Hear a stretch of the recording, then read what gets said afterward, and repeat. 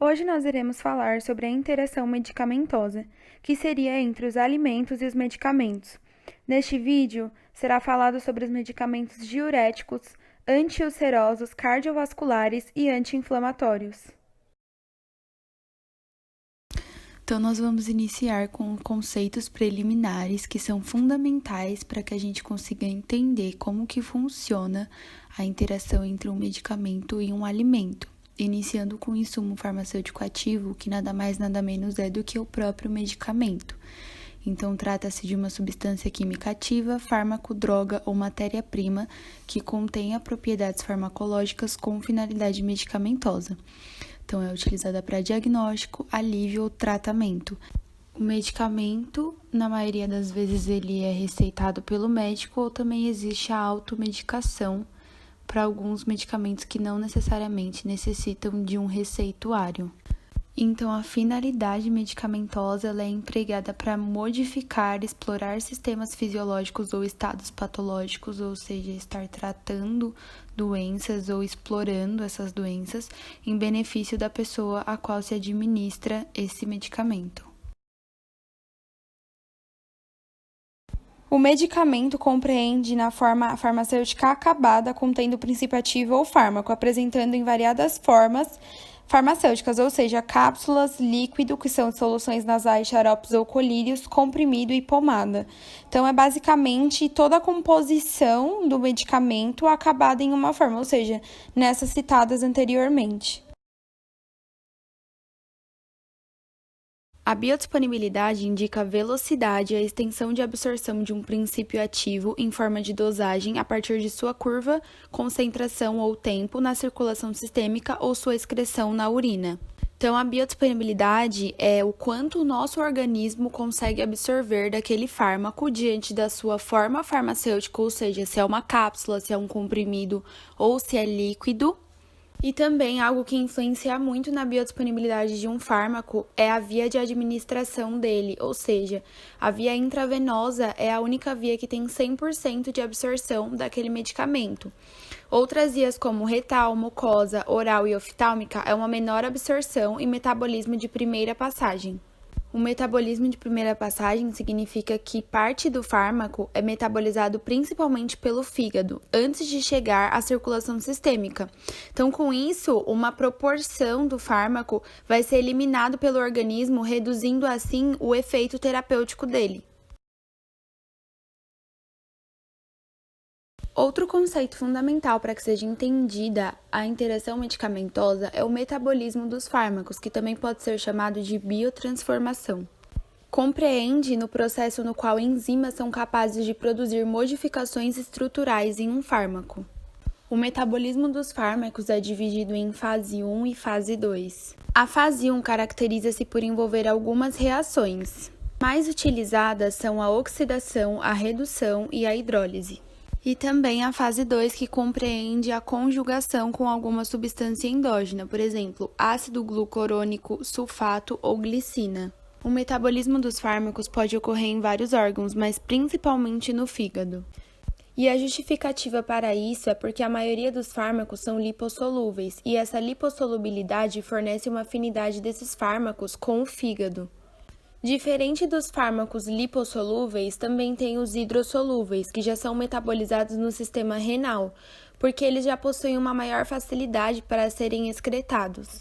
Os fármacos lipossolúveis são aqueles que são solúveis em gorduras. Um exemplo disso é o antibiótico rifampina. E os fármacos hidrossolúveis são aqueles que se dissolvem em água, como por exemplo o antihipertensivo atenolol. No fígado, existe o sistema P450, que é responsável por metabolizar a maioria dos fármacos. O sistema P450 é composto por várias isoenzimas, que são codificadas pela superfamília de genes CYP. Essas enzimas do sistema elas podem ser induzidas ou inibidas pelos fármacos. Então, a indução significa a quantidade e a atividade aumentada de enzimas, o que gera a redução da meia-vida do fármaco. E a inibição é a diminuição da atividade catalítica dessas enzimas, o que gera o aumento da meia-vida do fármaco.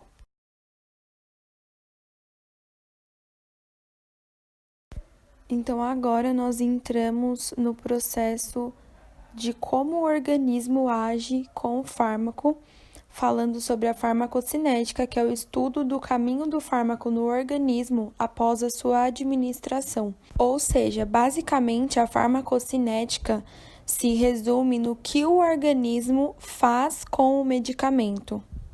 Esse processo compreende em 5 fases, que seria o transporte e a ingestão, a absorção, a distribuição, a biotransformação, que foi o que nós falamos agora sobre o metabolismo, e a excreção. Eu vou explicar um pouco de cada um. O transporte e a ingestão seria a passagem do fármaco através das membranas biológicas, que seria então o fármaco basicamente passando pela membrana das células. Então, é essa entrada do composto dentro de uma célula. A absorção compreende todo o processo de farmacocinética, inclusive é nessa fase, nessa etapa, que mais ocorrem as interações medicamentosas com os alimentos. A distribuição nada mais nada menos é do que o fármaco já metabolizado sendo distribuído pelo corpo. Então, alguns fármacos, por serem hidrossolúveis e lipossolúveis, se concentram nas áreas onde correspondem com essa característica deles. O antihipertensivo atenolol, por exemplo, que eu citei, tem a tendência de permanecer no sangue e no líquido ao redor das células, no espaço intersticial, por ele ser um medicamento hidrossolúvel. Já, por exemplo, os medicamentos lipossolúveis, como, por exemplo, o ansiolítico clorazepato, ele tende a se concentrar nos tecidos adiposos. Por quê? Por ele ser lipossolúvel, um medicamento solúvel em gordura, então ele vai para o tecido adiposo, que é um tecido que tem bastante gordura. A distribuição de medicamentos entende-se como o movimento do medicamento do sangue para os diversos tecidos do corpo, como, por exemplo, o tecido adiposo, muscular e cerebral, e dos tecidos para o sangue, bem como as proporções relativas do medicamento nos tecidos. A biotransformação compreende, então, no processo de metabolismo dos fármacos, que é dividido em fase 1 e fase 2. E, por último, a excreção, que na verdade é a eliminação do fármaco após todo o seu processo dentro do organismo, após ele ter gerado o efeito terapêutico, ele é então excretado por diferentes vias de acordo com as suas características fisioquímicas. O conceito de farmacodinâmica é basicamente o efeito terapêutico que o medicamento causa no nosso organismo. Então, basicamente é o que o fármaco faz com o organismo, né? Qual é o efeito que ele causa? E a resposta é variável e depende de diversos fatores individuais. Então, são características biológicas de cada um que influencia o medicamento, que pode fazer muito efeito em mim, pode fazer pouco efeito em você ou nenhum.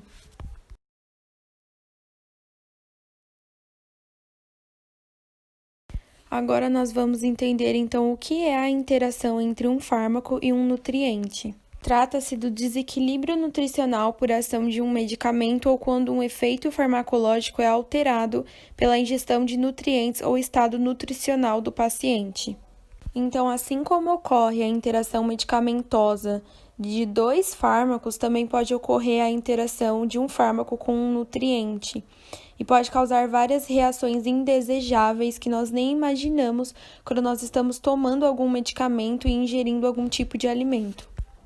O processo de absorção lá da farmacocinética, então, é onde ocorrem mais as interações medicamentosas com alimentos, como, por exemplo, a modificação do pH do conteúdo gastrointestinal, a velocidade do esvaziamento gástrico, aumento do trânsito intestinal, competição por sítios de absorção e ligação direta do fármaco com componentes dos alimentos. Essa é a interação que mais ocorre, porque pode afetar na absorção de nutrientes ou pode afetar até mesmo na biodisponibilidade do fármaco. Nós vamos aprender um pouquinho mais sobre isso mais para frente. Então, a associação entre os fármacos e nutrientes possibilita a ocorrência de interações indesejáveis, permitindo um aumento ou diminuição da eficácia da droga, bem como do nutriente. Então, assim como o fármaco tem uma biodisponibilidade, o nutriente também tem. E a interação entre eles pode afetar no quanto você vai absorver do fármaco ou o quanto você vai absorver do nutriente. Ou seja, quando você consome um alimento que possui muita vitamina B12 e juntamente com ele você está administrando um fármaco que depleta a vitamina B12. Então, enquanto você está fazendo esse tratamento, administrando esse fármaco que depleta a vitamina B12 e você está ingerindo alimentos que contêm essa vitamina, você não vai fazer a absorção correta por conta que o fármaco está afetando na biodisponibilidade do nutriente. Essa interação ocorre de igual para igual, porque também se você está consumindo um nutriente que altera a biodisponibilidade do fármaco que você está administrando, também vai causar essa interação entre os dois. Alguns exemplos de interações, então. Alguns nutrientes podem influenciar no processo de absorção dos fármacos, que então foi onde eu falei que ocorre a maioria das interações medicamentosas, no processo de absorção lá na farmacocinética. Alguns nutrientes podem alterar o processo de biotransformação, ou seja, no metabolismo do fármaco. As alterações na excreção de fármacos podem ocorrer por influência de nutrientes, ou seja, às vezes, um nutriente pode influenciar em uma excreção adiantada do fármaco no seu organismo. Então, ele alterou a biodisponibilidade, o seu organismo não aproveitou o tanto que ele tinha que aproveitar do fármaco por conta da interferência desse nutriente, o que levou ele a ser excretado do seu organismo. Os fármacos também eles podem afetar o estado nutricional do paciente, então mexer com as taxas nutricionais, mexer com a absorção dos nutrientes, como eu falei, é uma interação também. E é muito importante ressaltar que antes de iniciar um tratamento, dependendo se for um tratamento específico, a orientação médica é de se fazer uma dieta adequada para aquele tratamento, porque o estado nutricional pode interferir sobre o metabolismo dos fármacos, diminuindo ou anulando seu potencial terapêutico ou aumentando seu efeito tóxico, ou seja, interferindo na biodisponibilidade do mesmo. Então, conforme foi falado que as interações medicamentosas ocorrem principalmente no processo de absorção da farmacocinética, agora nós vamos falar um pouco sobre os principais. Então, a interação do nutriente com o fármaco depende muito do tipo de alimento, da formulação farmacêutica, ou seja, da forma do medicamento, seja em cápsula, seja em comprimido ou em líquido. O intervalo de tempo entre a refeição e a administração do fármaco também é muito importante. Quando o médico receita um medicamento sobre prescrição, ele coloca na receita se você tem que consumir o medicamento antes do café, depois do almoço ou depois da janta, enfim. É por conta da interação medicamentosa que pode ocorrer se não for administrado de acordo com a prescrição, porque a biodisponibilidade pode ser afetada por conta de um nutriente que você ingeriu 10 minutos antes, por exemplo, antes de você tomar o medicamento.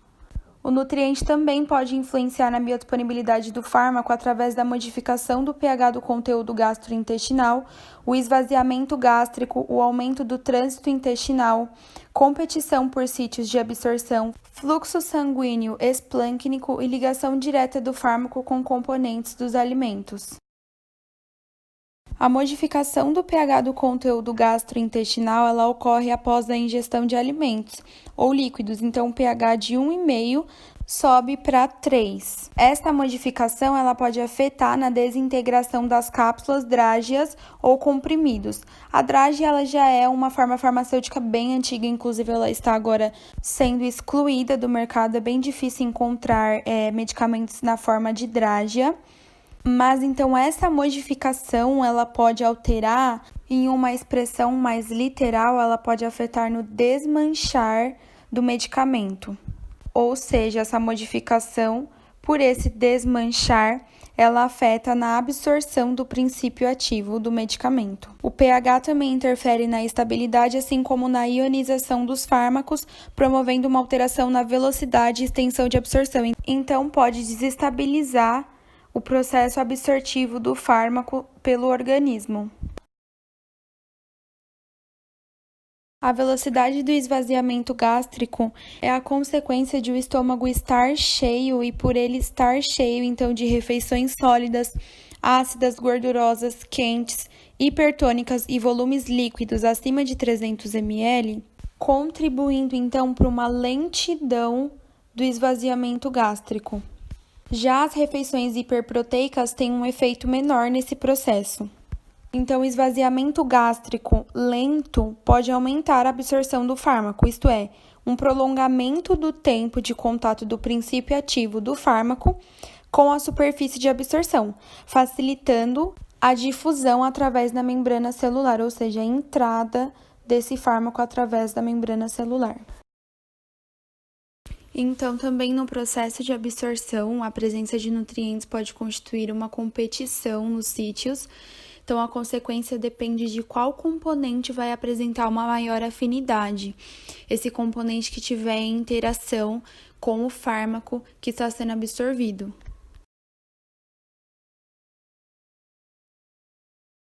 O estado nutricional também pode interferir na biodisponibilidade dos fármacos, então deficiências nutricionais ou excesso de um nutriente pode interferir diretamente em uma interação medicamentosa com o alimento. Por exemplo, dietas ricas em proteína podem aumentar a velocidade de metabolismo de um fármaco, ou sais minerais apresentam grande relevância na metabolização hepática de fármacos. Grandes doses de óleos minerais interferem na absorção de vitaminas lipossolúveis, pois são duas coisas que combinam, né? Um medicamento lipossolúvel com grandes doses de óleos minerais interferem nessa absorção também. Vamos a alguns exemplos, então, de interações medicamentosas com diuréticos. A espironolactona, ela retém o potássio. Então, o princípio ativo dela influencia na absorção do potássio. Devido a isso, é recomendado evitar a administração desse fármaco com alimentos ricos em potássio. Alguns alimentos podem ser o leite, carne, amêndoa, fruto do mar e banana. O furosemida, administrado com alimentos ricos em sódio, cloreto, potássio, cálcio e magnésio, não é recomendado. Por quê? Ocorre alguns distúrbios, como a excreção aumentada do sódio, cloreto e, consequentemente, de água, e a excreção aumentada de outros eletrólitos, em particular potássio, cálcio e magnésio. Então, assim como ocorre a excreção de um fármaco, ocorre a excreção de nutrientes. E a furosemida, ela influencia na questão da excreção desses nutrientes. É recomendado evitar a administração, então, da furosemida com queijos, carnes processadas, vegetais enlatados, linhaça, grão de bico e feijão carioca. E a hidroclorotiazida, administrada com alimentos ricos em sódio, vai aumentar a absorção do fármaco e excretar, aumentando, a excreção do sódio. Então, é recomendado evitar a administração desse fármaco com os alimentos ricos em sódio, como, por exemplo, ovo frito, queijo, carne, arroz e chá preto. Nos medicamentos antiulcerosos, temos de exemplo o omeprazol, então, que vai aumentar também a excreção da vitamina B12. Ele vai influenciar na absorção, consequentemente, por que ele influencia na absorção? Porque ele vai aumentar a excreção da vitamina B12. Então, é recomendado evitar a administração do omeprazol com os alimentos ricos em vitamina B12, que pode ser citado como exemplo os ovos, frango, queijo suíço, iogurte e salmão.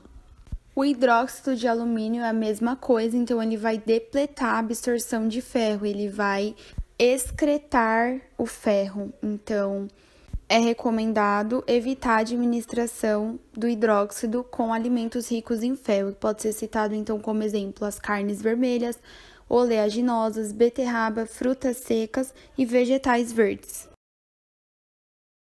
Nos medicamentos cardiovasculares, temos então a amilorida, que ela vai depletar a absorção de cálcio. A mesma coisa, ela vai influenciar na absorção, consequentemente na excreção do cálcio. Então, a recomendação é evitar a administração com os alimentos ricos em cálcio. Pode ser citado o leite, o queijo, a amêndoa e a soja.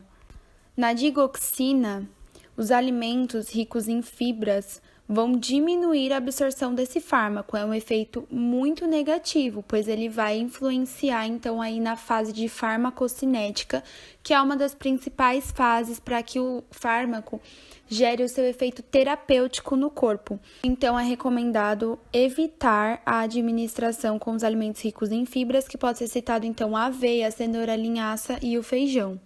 No propanolol, temos um efeito positivo. Os alimentos hiperproteicos vão aumentar a biodisponibilidade do fármaco.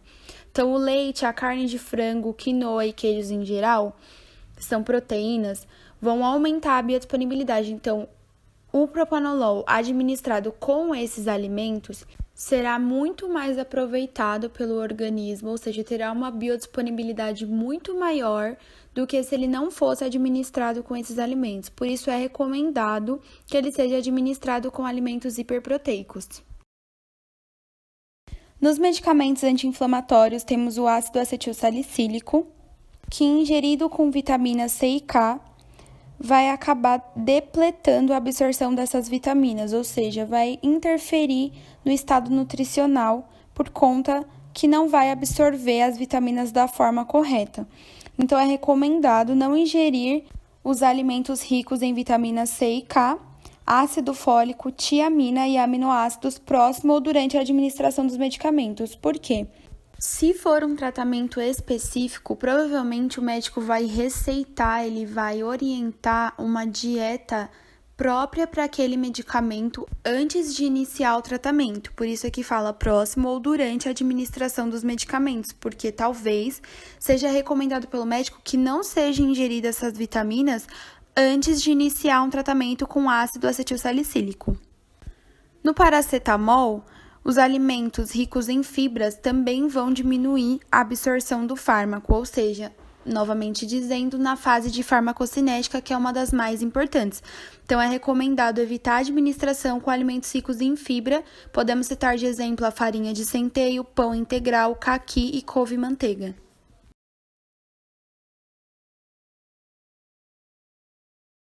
Então, vamos a algumas recomendações médicas para evitar essas interações medicamentosas indesejadas, essas interações que são prejudiciais ao nosso corpo. É sempre bom a gente seguir a recomendação médica, então a administração, quando e como tomar, alimentos e bebidas que devem ser evitados durante o tratamento, saber os efeitos colaterais caso seja administrado com o alimento não recomendado, os efeitos gastrointestinais e os que podem alterar a ingestão nutricional, e as possíveis deficiências nutricionais que podem ser causadas porque o fármaco influencia na absorção ou excreção de nutrientes.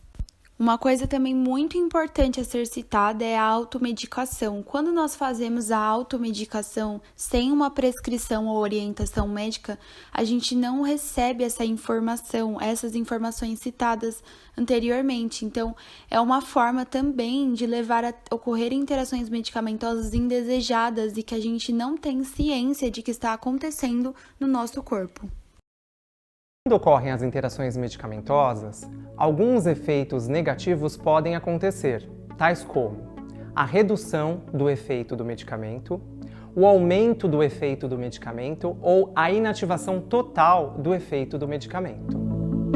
Que substâncias podem interferir na ação de um medicamento? São diversas as substâncias que podem interferir na ação de um medicamento. Entre elas, outras substâncias medicamentosas ou outros medicamentos, inclusive aqueles isentos de prescrição médica, medicamentos fitoterápicos, homeopáticos, bebidas, principalmente as bebidas alcoólicas, o leite, que contém cálcio, cafés que contêm cafeína, suplementos vitamínicos, suplementos minerais e o tabaco. O álcool ele pode interagir com diversos medicamentos, inclusive medicamentos considerados psicotrópicos, controlados, prescritos por médicos. Também o leite. O leite, ele inativa a função de alguns antibióticos.